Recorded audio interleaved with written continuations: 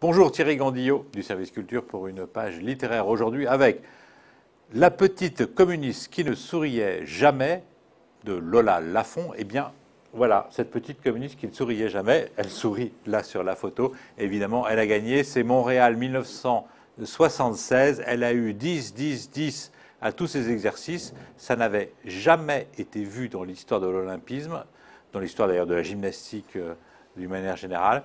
C'était incroyable, elle a fait des choses que personne n'avait jamais faites avant elle, elle avait 14 ans, elle a fait rêver toutes les petites filles des années 70 qui ont tout de suite voulu être gymnastes.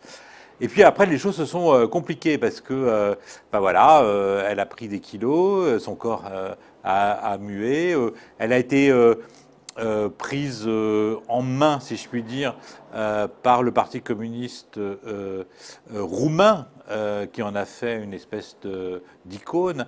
Et puis après, ça a vraiment dégénéré. Elle est tombée entre les mains du fils de Ceausescu.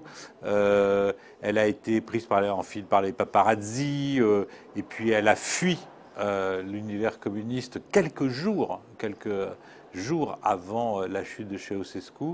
Elle s'est retrouvée aux États-Unis. Là, elle ne comprenait pas les règles du jeu. Elle ne voyait pas du tout. Elle a été mise entre les mains d'un nègre fin. Eh bien, tout cela est raconté par Lola Lafont qui a vécu en Roumanie et en Bulgarie dans les 10 ou 12 premières années de sa vie. Et donc, il connaît un petit peu l'ambiance qui régnait dans ces deux pays à ce moment-là, et en particulier en Roumanie. Et donc, elle fait un livre très, très malin.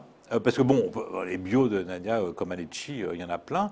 Mais là, elle fait un roman, c'est-à-dire qu'elle essaie de rentrer dans la pensée de Nadia Comaneci, dans la pensée de son coach, qui est un personnage absolument invraisemblable, Bella Karoli. Il les faisait travailler comme des dingues. Elles étaient quasiment torturées quoi, pour parvenir à l'excellence. Elle nous raconte cette histoire d'une façon très personnelle. Donc c'est un roman, mais c'est un roman un peu particulier parce que intervient Nadia Comaneci. Comme si elle était sur l'épaule, elle lisait par-dessus l'épaule de Lola Lafont. Elle est là, elle dit « Oh non, non, je ne suis pas d'accord avec ça. Mais non, non, non, ça, vous avez une vision complètement réactionnaire de la Roumanie. La Roumanie, c'était pas ça. Ah, puis alors là, vous magnifiez les États-Unis, mais les États-Unis, c'est pas ça non plus. » Voilà. Donc c'est très malin, c'est très bien écrit. Et donc je vous le conseille vivement. Et vous pouvez toujours aller revoir sur Internet Montréal 1976. C'est absolument incroyable.